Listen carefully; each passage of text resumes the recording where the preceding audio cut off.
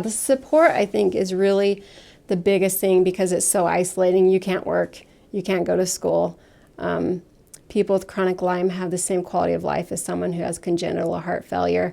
So they're really weak. But sometimes they look great because, too, if they're in a cyclic phase, sometimes we do fine and we're out in public and we look good. So people think, oh, well, they're doing okay because they look good today. The part you don't see is that I showed up to a party, but I was in bed for the next 3 days because it took a lot out of me.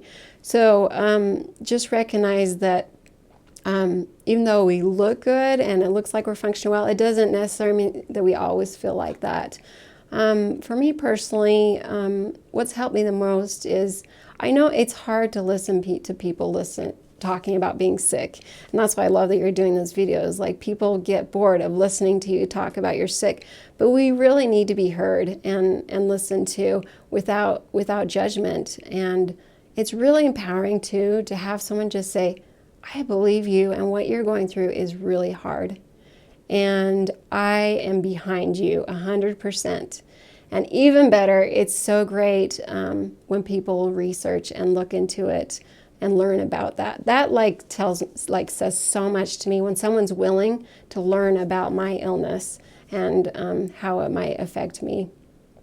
Yeah, I would just say the hardest thing is it's not recognized mainstream and the general medical community. And I would say the other thing is that it's chronic. I think, okay, I'm moving on with my life. I have goals. I'm going to do this. Like, I'm such a type A driven personality that I'm like, okay, we're moving on with my life. But the word chronic is the hard part. Like, something acute, it's hard to be sick, but when it's just years and years and years, that's when it gets hard because it feels like, before is like, okay, I want to move on with my life.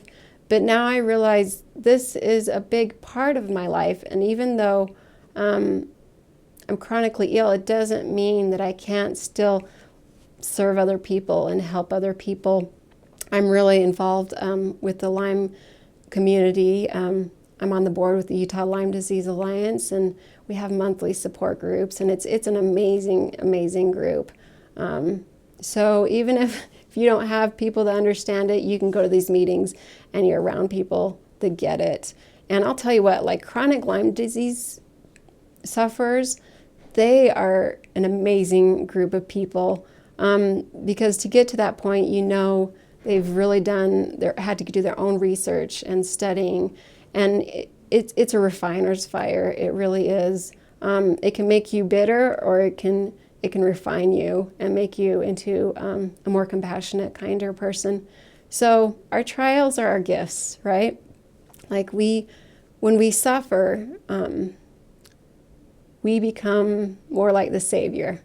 And we don't suffer anywhere close to what He has suffered, but we come close to understanding what He went through.